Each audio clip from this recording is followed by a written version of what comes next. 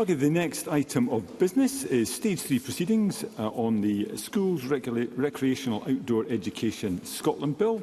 In dealing with the amendments, members should have the bill as amended at Stage 2, that is SP Bill 50A, the marshalled list and the groupings of amendments. The division bill will sound and proceedings will be suspended for around 5 minutes for the first division of the Stage 3. The period of voting for the first division will be 30 seconds. Thereafter, I'll allow a voting period of 1 minute for the first division after a debate. Members who wish to speak in a debate or on any group of amendments should press the request to speak buttons as soon as possible after the grouping has been called. Members should now refer to the marshalled list of amendments.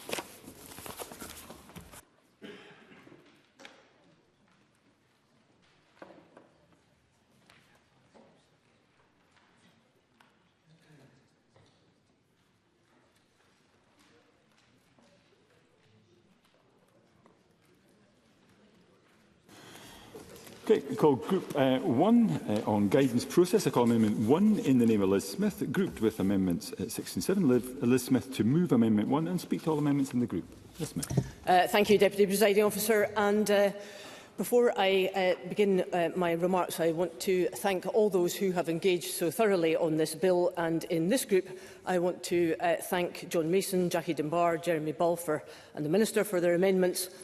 But also for the general scrutiny that has taken place. And can I thank the Minister for all the work that her and her officials have done. But can I also say thank you to Pam Duncan-Glancy for all the work that she has undertaken in relation to this group, particularly when it comes to additional support for learning. Turning to Group 1, it's about the process by which statutory guidance under the bill is developed.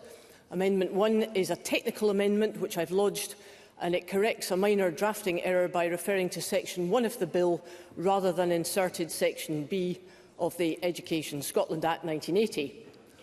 Amendment 6 in my name requires Scottish ministers, before preparing the guidance in residential outdoor education as required by the bill, to consult people employed in public schools or grant-aided schools who are not in trade unions. At Stage 2, an amendment that was brought forward in the name of Pam Duncan-Glancy was agreed to, which required trade unions representing school employees to be consulted, and that is a very welcome measure. It did, however, leave a potential gap whereby there was no provision in the bill for employees who are not in trade unions to be consulted. So Amendment 6 plugs that gap, and I hope Parliament will support it. Amendment 7, in the name of the Minister, requires, in addition, for pupils or their representatives to be consulted in advance of preparing the statutory guidance. This amendment follows many discussions I've had with the Minister, and it's a very welcome measure which improves the bill and which I have no hesitation in encouraging all members to support. So, Deputy Presiding Officer, can I move Amendment 1 in my name? Thank you. And now call the Minister to speak on Amendment 7 and other amendments in the group. Minister. Thank you, Presiding Officer. I believe that the final set of amendments that I've brought forward at Stage 3 respond effectively to the concerns raised by some members at Stage 2 and have been discussed and agreed with the member in charge. My Amendment 7 seeks to ensure that, given we've now agreed to provide an extensive list of key stakeholders who should be consulted on on the face of the bill, not including children and young people themselves, now feels like a glaring omission. Should this bill pass today, it's Scotland's children and young people who will benefit from its measures. It's therefore absolutely right that they have the opportunity to input meaningfully on how the bill is implemented to ensure its provisions meet their needs. And that's especially true where barriers currently exist, preventing some children and young people from accessing residential outdoor education through disability or support needs or poverty. If we are to change that, then their views need to be accommodated, they need to be heard and listened to. The best way to know what pupils want and need from these experiences and the approach to provision that works best for them is to ask them. Amendment 7 remedies that, and further, this approach strengthens the Scottish Government's commitment to upholding the principles of the United Nations Conventions on the Rights of the Child. So I would hope that everyone in the Chamber would support Amendment 7. Liz Smith's Amendment 6 also helps to give effect to another of this Government's core policies, this time on fair work, by ensuring that all workers can have an effective voice and a say on matters which affect them. I want to emphasise my appreciation again for the commitment of the education workforce, including teachers, pupil support assistants and other professionals who give freely of their time to provide valuable residential outdoor education experiences to Scotland's children and young people. It's important that they can give their views on implementation of this bill, and this amendment seeks to build on what was agreed at stage 2, as Ms Smith has alluded to. I therefore encourage the Chamber to support Amendment 6. The final amendment in this group, Amendment 1, seeks to correct a technical error in the original drafting of the bill. It makes no change to the intention behind the provision, and I would therefore recommend the Chamber also supports Amendment 1. Thank you. Thank you. I call Martin Whitfield. I'm very grateful, Deputy Presiding Officer, and I rise in support of all of the amendments in this section, but I did want to take the opportunity to comment on Amendment 7. But before doing so, can I thank Liz Smith for all of her work with regard to this bill, and in particular her compliment that she gave with regard to my colleague Pam Duncan-Glancy. With regard to Amendment 7, this relates to the statutory guidance, and I very much welcome the Minister's commitment and ongoing commitment from the Scottish Government with regard to the UNCRC and the fact that there needs to be meaningful discussion with our young people and their representatives, particularly in this challenging area where there may be a disability or a challenge in accessing and understanding what they are being asked about. So, in very short term, Deputy Presiding Officer, can I thank the Government and indeed the member for ensuring that this Amendment 7 came forward, and I look forward to the same level of commitment in forthcoming bills from the Government. Thank you. I call on Liz Smith to wind up. Press to withdraw Amendment 1. No further comment. Thank you. Thank you. The question is that Amendment 1 be agreed to. Are we all agreed? Parliament is agreed. We move to Group 2, Guidance Detail. I call Amendment 2 in the name of the Minister. Group with Amendments 10, 3, 4 and 5. Minister, to move Amendment 2 and speak to all the amendments in the group. Minister. Thank you, Presiding Officer. Amendments 2, 3 and 5 in my name are largely technical amendments. Amendment 2 relates to the terminology used in drafting the original bill provisions on guidance and to the subsection on standards. While standards will clearly be important to ensure consistency in the quality of provision, that cannot be compelled through guidance. Even statutory guidance cannot impose duties, so my amendment seeks to adjust the wording to remove must and replace it with should. Amendment 3 seeks... Yes? Martin Whitfield. I'm very grateful for the Minister taking intervention. On this specific amendment, could the Minister confirm that the change in no way weakens the expectation that the guidance will be robust and enforceable? Minister. No, I don't believe it weakens at all, and I think that other amendments in the group speak to that. So I think we're covered there. So Amendment 3 seeks to remove the superfluous word carers, because carers who are an accepted part of the family structure in law is already provided for in the definition in the Education Scotland Act 1980, which this bill seeks to amend. The 1980 Act provides a definition of the term parent, which includes any person who has parental responsibility for or care of a child or young person. This technical change seeks solely to ensure consistency with the definition of parent in the Education Scotland Act 1980. Amendment 5 is a minor technical amendment to replace a reference to legislation that is to be repealed. Should this bill pass today, by the time it comes into force, the section referenced in the 1980 Education Act will effectively have been superseded by the 2025 Education Act. I therefore encourage the Chamber to support Amendments 2, 3 and 5. Now, Amendments 10 and 4 are the more substantive amendments in this group, and throughout the bill process I have been focused on ensuring that its provisions help to give effect to Scottish Minister's programme for government commitment to make sure that pupils from lower income families can take part in school trips, providing support for children to go on curriculum-related trips and activities in primary 6/7 residentials. That also applies to children with additional support needs, whom, as we've heard throughout this bill's process, are often excluded from residential experiences that their peers enjoy because provision is simply not accessible. And if we are putting residential outdoor education on a statutory footing, then we must do so in a way that seeks to remedy those exclusions and make provision equitable. I therefore welcome Mr Balfour's amendment. The bill already requires that the residential outdoor education provided must be suitable to the pupil's age, ability, aptitude and any other additional support needs. The guidance will also be required to set out how that suitability should be assessed. Amendment 10 seeks to build on existing bill provisions to support education authorities and managers of grant-aided schools in considering what steps they may need to take to ensure that all children and young people, but especially those with an additional support need, are able to access that residential outdoor education. Now, legislation already provides for any support need, whether short or long term, to be considered and, where appropriate, supported. There are also specific groups who can expect their needs to be assessed, including looked after children, young carers and children with multiple and/or complex needs.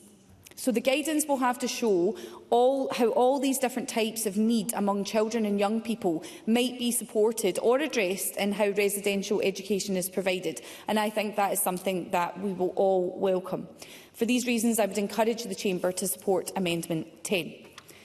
Amendment 4 seeks to make clear that affordability should not be a barrier to children and young people accessing residential outdoor education in the future. And Liz Smith has been very clear that her bill seeks to build upon, rather than put a stop to, that good practice, and that mixed funding models must therefore continue to be supported.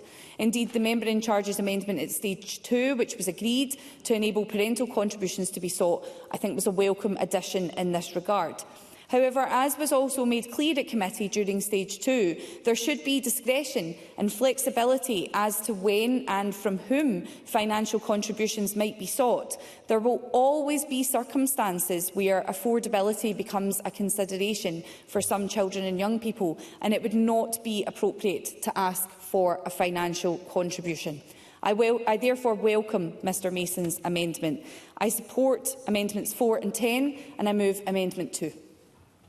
Thank you, Minister. I now call Jeremy Balfour to speak to Amendment 10 and other amendments in the group. Mr Balfour.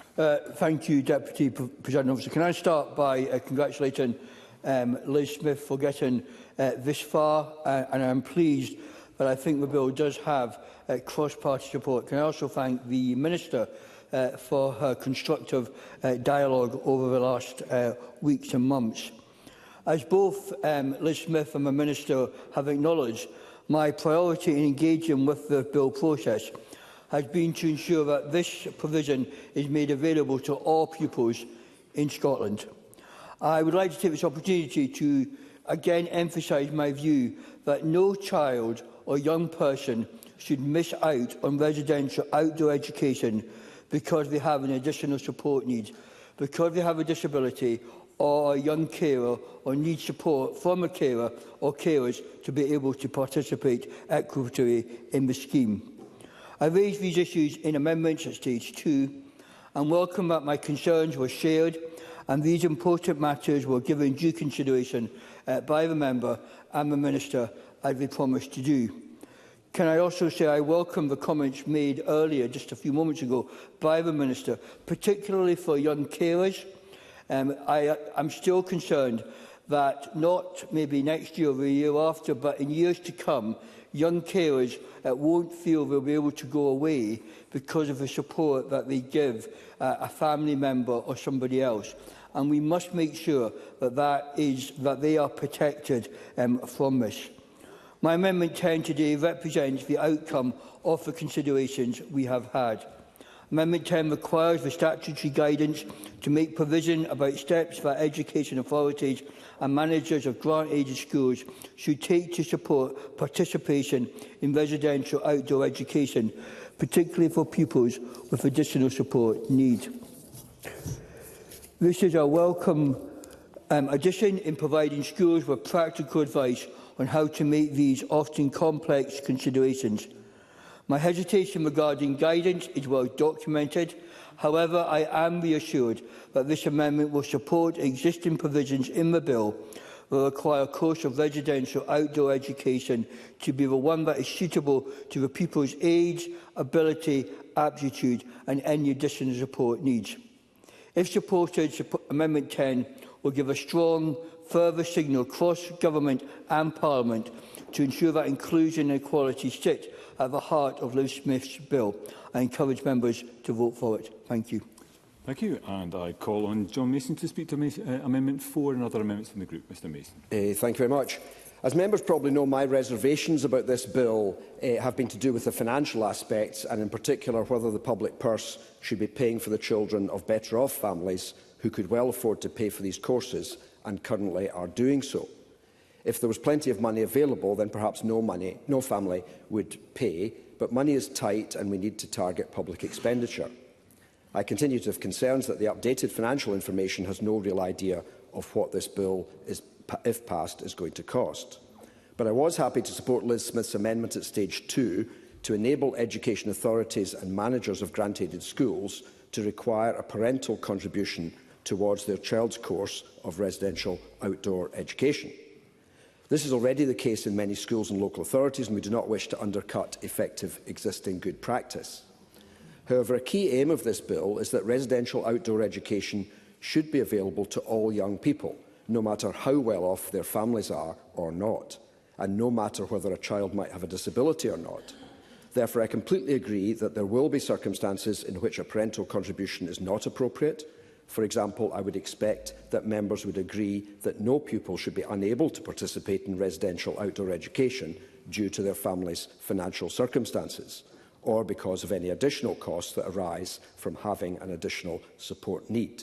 Therefore, this Amendment 4 is to ensure that statutory guidance includes matters to be considered by education authorities and grant-aided schools when requiring financial contributions to further support equality of access to residential outdoor education. And I trust members will support Amendment 4. Thank you. Thank you, Mr Mason. And I call Liz Smith. Thank you, Deputy Presiding Officer. I'll comment very briefly on the amendments in this group, all of which relate to the statutory guidance under the bill and follow on from very constructive discussions I've had prior to stage 3 with the Minister, with Jeremy Balfour and separately with John Mason. I support all of the amendments in this group. Amendment 2, in the name of the Minister, changes must to should in new section 6B4b of the bill, meaning that if the amendment is agreed, the statutory guidance issued under the bill must include provision about the standard to which residential education should be provided. This reflects the fact that statutory obligations cannot be made through the guidance and is consistent with the wording of a provision elsewhere in the section 6B4.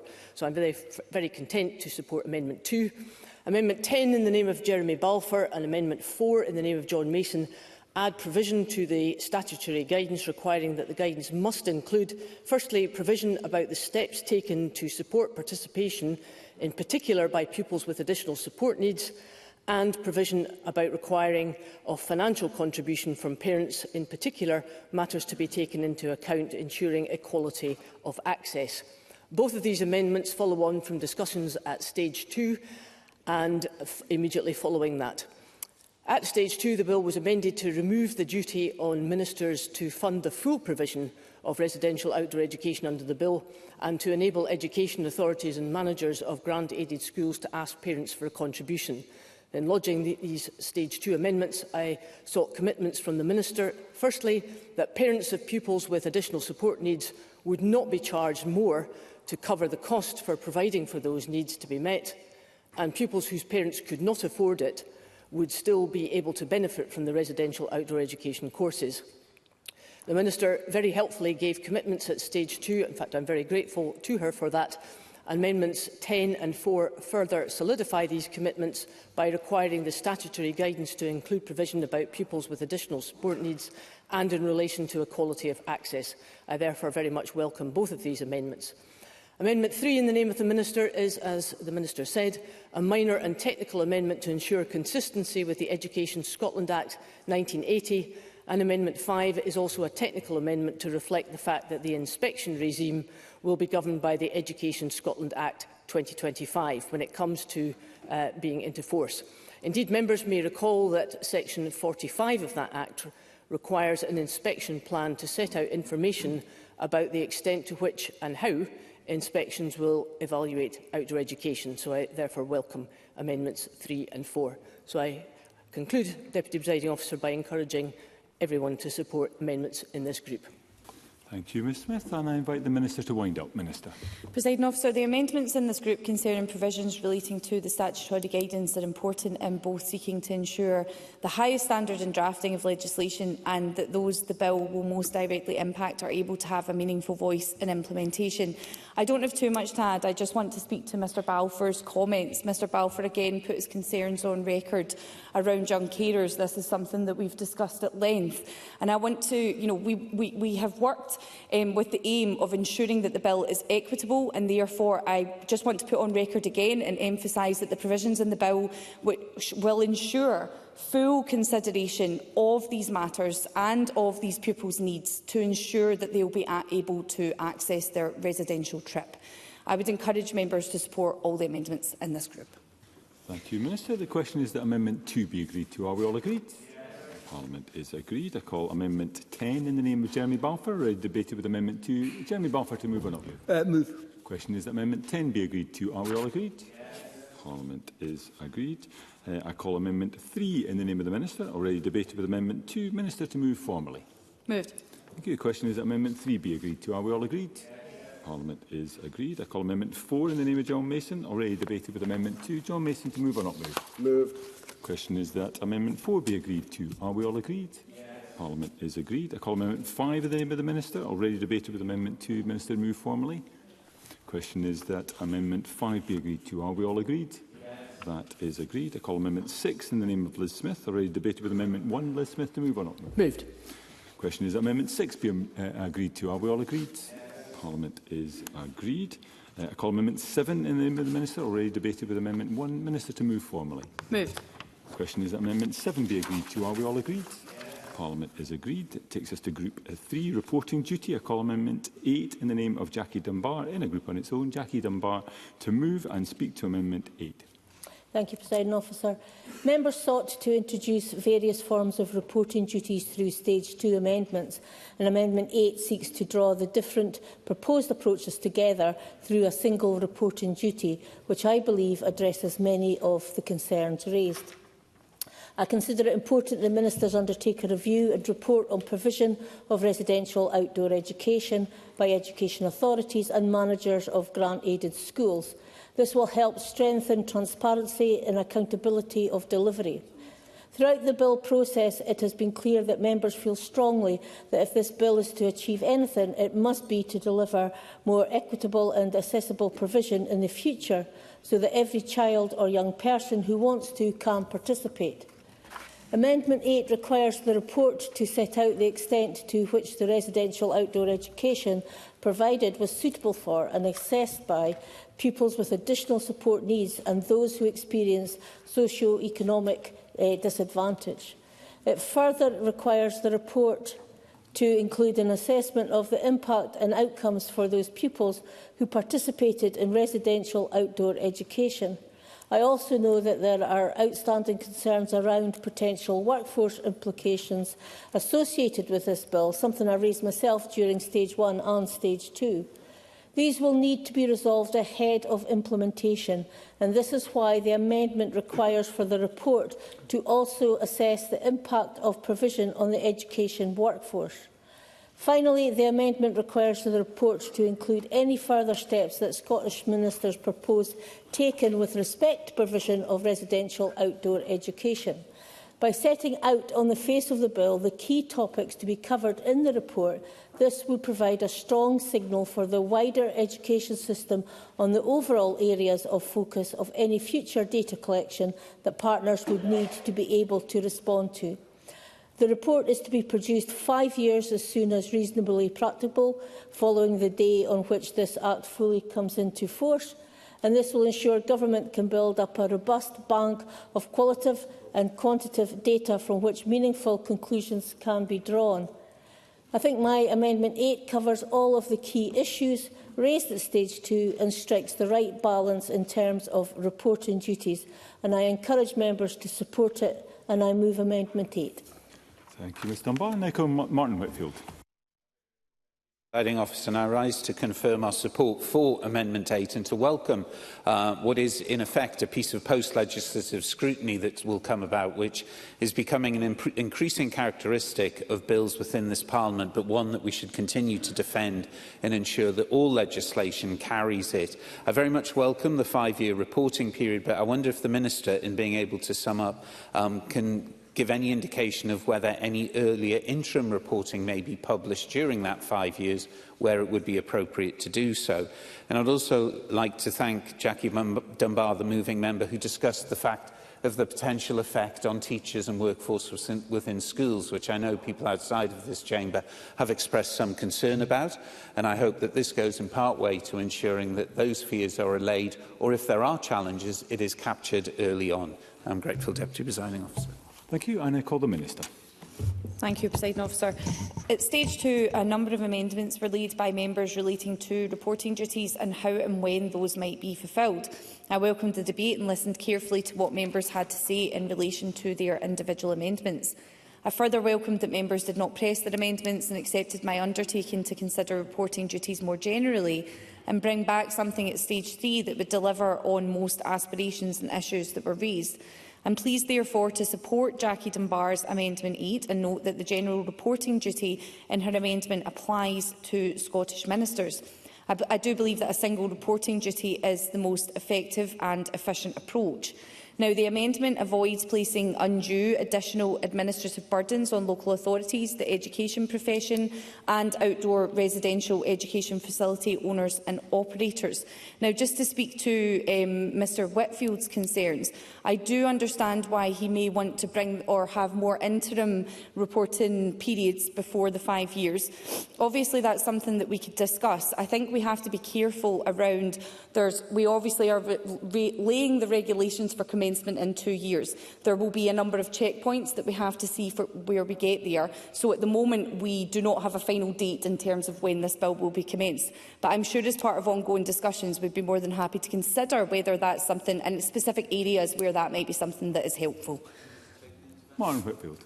I'm very grateful for that confirmation. That adequately answers the question I raised.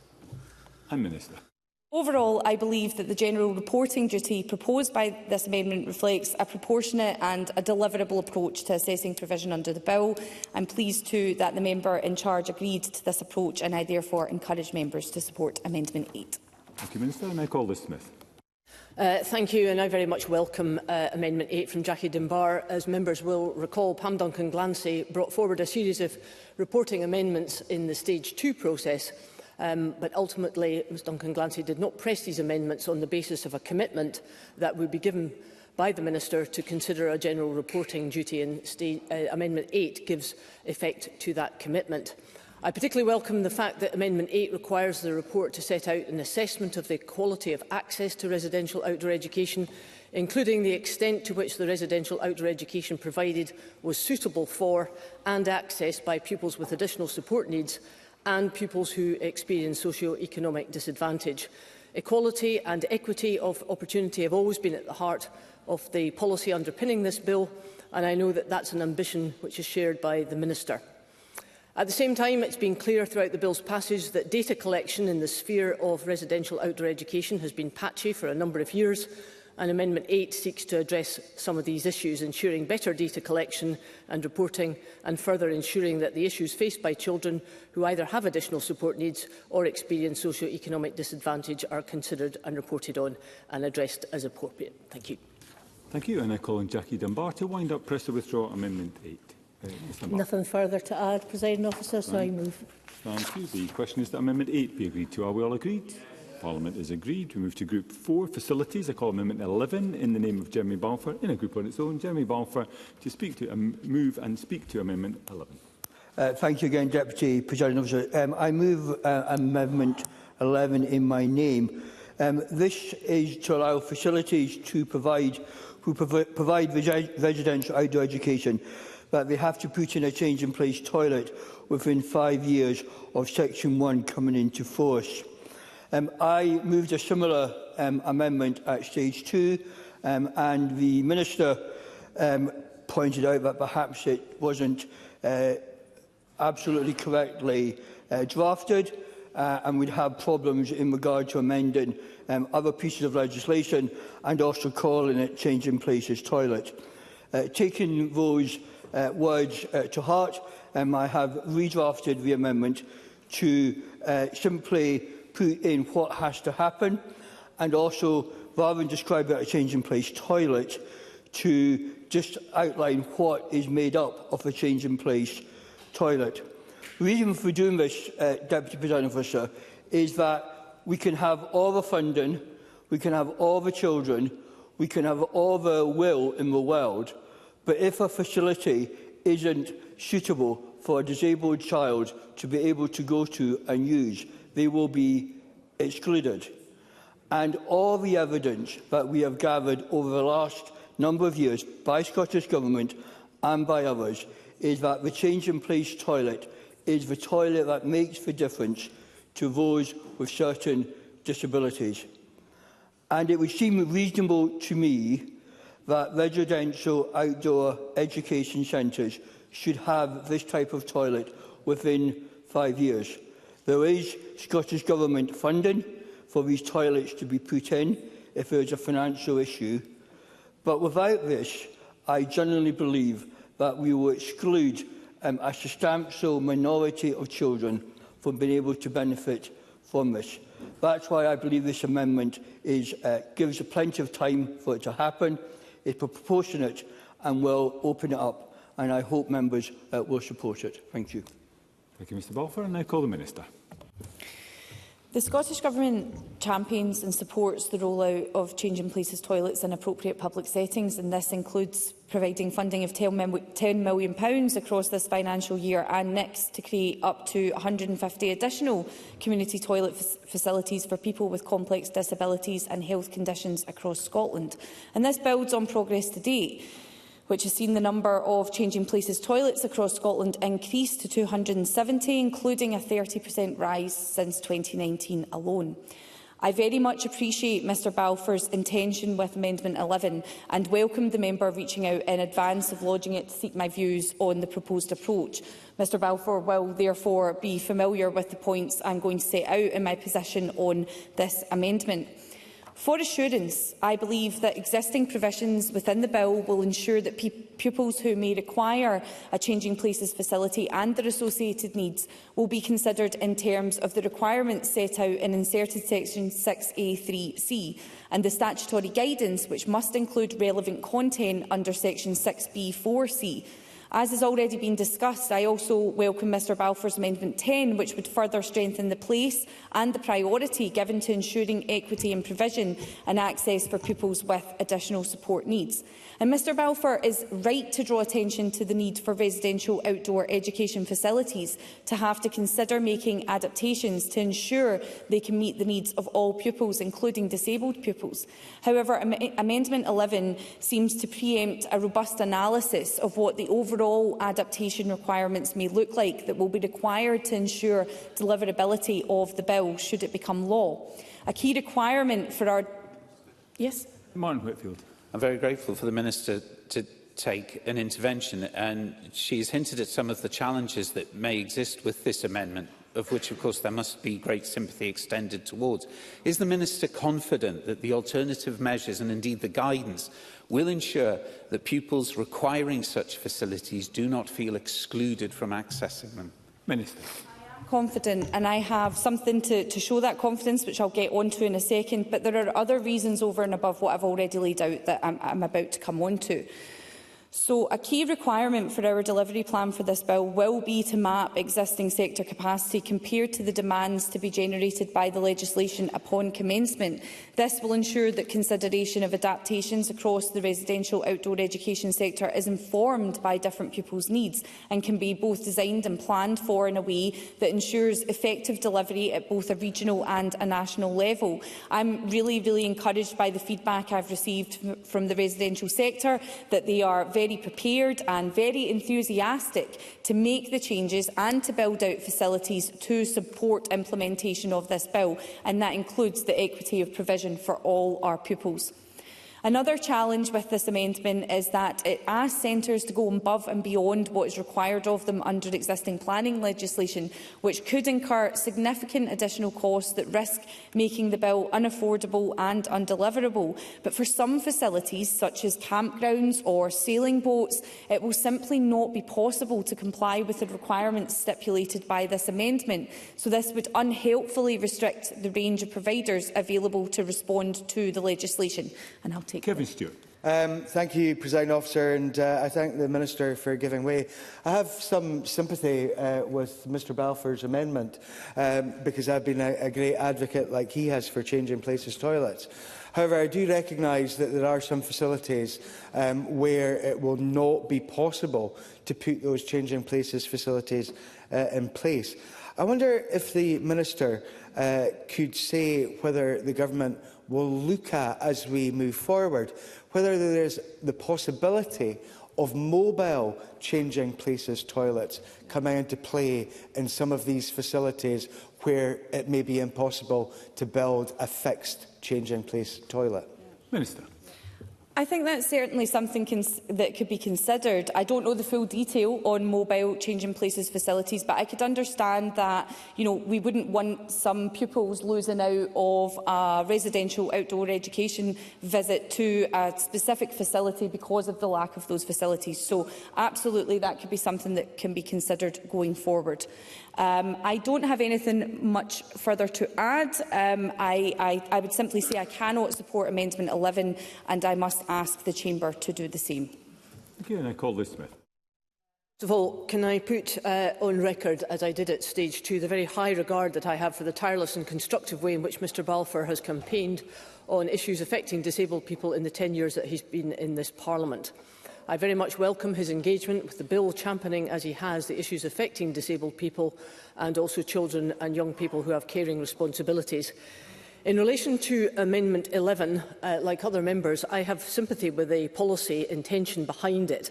Having changing place toilets in outdoor centres is a very positive and valuable measure, and I know that from discussions I've had in the outdoor education sector, ensuring such provision in making facilities accessible more generally is a very live and important issue.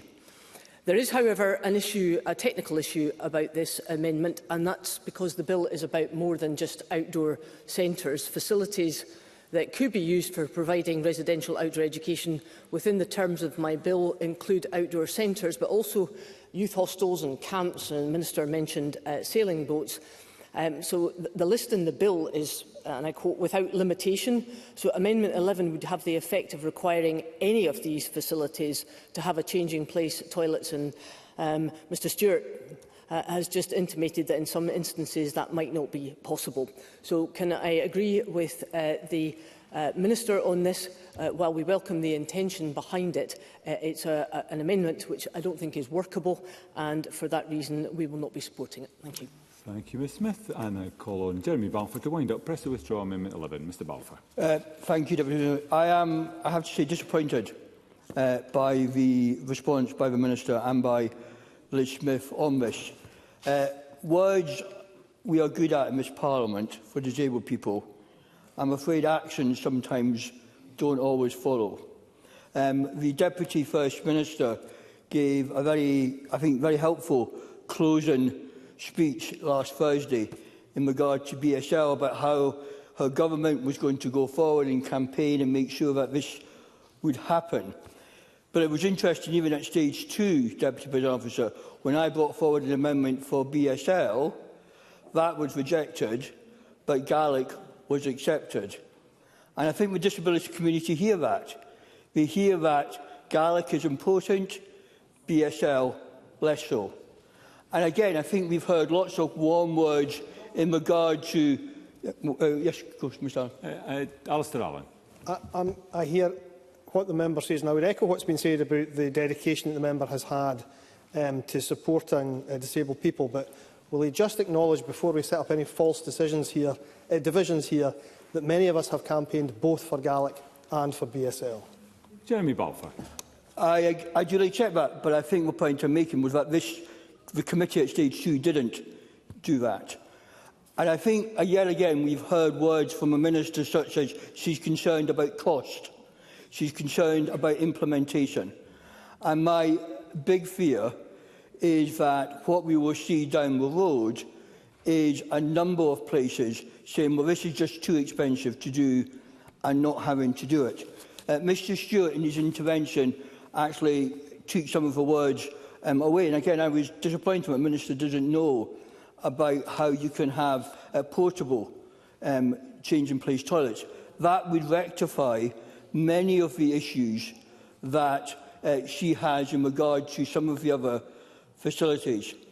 And so, Deputy Presiding Officer, I will be moving this amendment because I think the disabled community don't want to hear just one word from this Parliament, but they actually want to hear real change that will make real change to people's lives. So I move the amendment.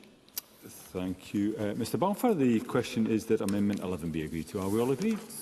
Parliament is not agreed. There will be a division. As this is the first division of Stage 3, I suspend for around 5 minutes to allow members to access the digital voting system.